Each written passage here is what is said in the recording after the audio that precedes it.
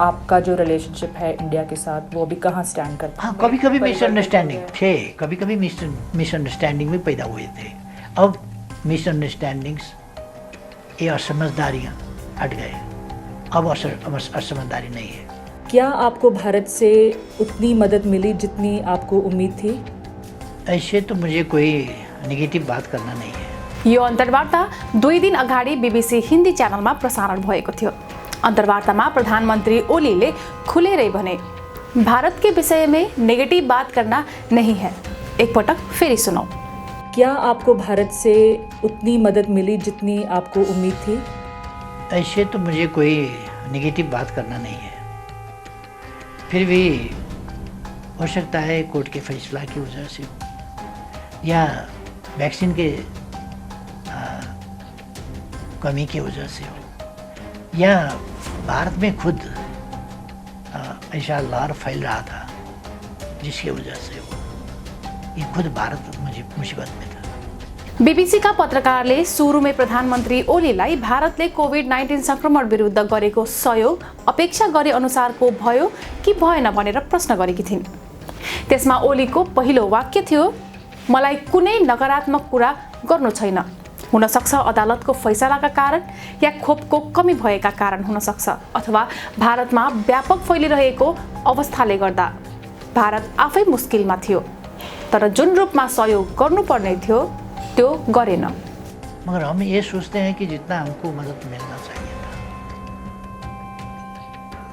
एक पड़ोसी और जिसके संबंध ऐसे जुड़े हुए हैं कि अगर भारत में कंट्रोल हुआ पैंडेमिक और नेपाल में नहीं हुआ तो भारत में कंट्रोल हुआ का कोई मायने नहीं रखता, क्योंकि ये तो ट्रांसमिटेड हो ही जाएगा। क्योंकि हम बॉर्डर सील भी करें तो भी सील नहीं होगा, क्योंकि स्थानीय जो लोग हैं वो इधर से उधर संबंधी हैं, इतने पड़ोस में रहते हैं कि उनका रहना बसना सब साथ ही साथ होता है। इसलिए ऐसे संबंध है कि रोक कर भी हम नहीं रोक पाएंगे। इसलिए हमको इतना मदद होना ही चाहिए, वो भारत के हित के लिए भी। दर्शकबिन, यो 6 मिनटको भिडियो हेर्दा प्रधानमन्त्री ओलीले न त खुलेरै भारतीय प्रधानमन्त्री नरेन्द्र मोदीको पक्षमा बोलेका छन् न त विपक्षमा। उनले दिएको हरेक जवाफ डिप्लोमेटिक रह्यो। आशय एउटै थियो, भारतले जसरी एउटा छिमेकी राष्ट्रलाई सहयोग गर्नुपर्ने थियो गरिएन। दर्शकबिन, पछिल्लो समय भारतीय पक्षसँग नेपालको सम्बन्ध प्रगाढ भएको देखिन्छ। हुनु पनि राम्रो हो। प्रधानमन्त्री ओलीको एउटा गजबको जवाफ यहाँ सुन्न पाइन्छ। हम ये सोचते हैं कि जितना हमको मदद मिलना चाहिए वो नहीं मिला। यो सुनो। इसलिए ऐसे संबंध है कि रोक कर भी हम नहीं रोक पाएंगे। इसलिए हमको इतना मदद होना ही चाहिए, वो भारत के हित के लिए भी। दर्शकबिन, हामी नेपाली कस्तो अवस्थामा छौँ? प्रधानमन्त्री ओलीले उक्त अन्तर्वार्तामा भारतसँग सहयोग अपेक्षामा रहेको बताउँछन्। ओली भन्छन्, भारतले अन्य देशले सहयोग गरे जस्तै नभएर आफ्नै छिमेकी सरह अर्थात् खुल्ला बर्डर क्षेत्र भएकोले समेत अत्याधिक सहयोग गर्नुपर्ने बताए। उनले भने, ये मैं नहीं कहता कि भारत मदद नहीं कर रहा है। दर्शकबिन, प्रधानमन्त्री ओलीले पुनः डिप्लोमेटिक तवरले जवाफ दिए। नेपाल के बारे में दूसरे देशों से कुछ फर्क, क्योंकि हम पड़ोसी हैं और ऐसे पड़ोसी जिसके पास बॉर्डर भी ओपन है और जिसका आवागमन, अगर बॉर्डर हमारे बीच में माउंटेन्स होते तो बॉर्डर ओपन होने के बाद भी आना जाना फर्क हो जाता, मुश्किल हो जाता। मगर ऐसा है कि इधर भी खेत है उधर भी खेत है, 10 गजा कहाँ पर है कहीं कहीं पता नहीं लगता। इस तरह यहाँ पर एक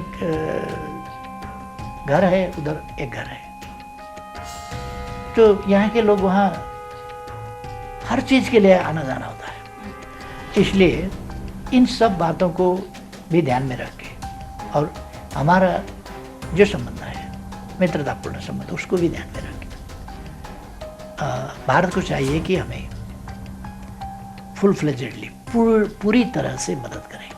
प्रधानमन्त्री ओलीको यो भिडियो सामाजिक सञ्जालमा भाइरल भएको छ। पिछले 6 सालों में प्राइम मिनिस्टर मोदी जो पावर में रहे हैं और आपके रिलेशनशिप नेपाल के साथ जो हमारे संबंध हैं उसमें कुछ मनमुटाव आया, कुछ टेंशन्स रही बीच में। आपकी क्या असेसमेंट है 6 सालों में आपका जो रिलेशनशिप है इंडिया के साथ, वो अभी कहाँ स्टैंड करता है? एक तो मेरा मानना है कि पड़ोस हैं इसलिए प्रॉब्लम्स होते हैं, समस्याएं पैदा क्यों होते हैं। किसी चिली की, अर्जेंटीना की आदमी से आपका न प्रेम न घृणा कोई भी नहीं होता। हालांकि आजकल फेसबुक का ज़माना है, वो फेसबुक से इधर उधर हो भी सकता है, मगर वो बहुत रेयर चांसेस है, क्योंकि वहाँ जाना भी नहीं है, वो वहाँ के लोगों को यहाँ आना भी नहीं है। न प्रेम का न घृणा का संबंध होता है। जब पड़ोस होता है वहाँ प्रेम और समस्याएं एक पैदा होते रहते हैं। तो क्या प्रेम अब समस्याओं? हाँ, कभी कभी मिसअंडरस्टैंडिंग थे, कभी कभी मिसअंडरस्टैंडिंग भी पैदा हुए थे। अब मिसअंडरस्टैंडिंग्स, ये असमझदारियाँ हट गए, अब असमझदारी नहीं है। इलेक्ट्रा इलेक्ट्रिक प्रस्तुत गर्दछ एन्टिब्याक्टेरियल अमर लाइफस्टाइल स्विचेस।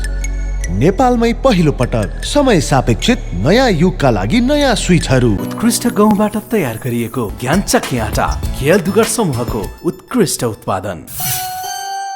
जहाँ इच्छा त्यहाँ भाइनेट। भाइनेट, अब सबै कनेक्टेड।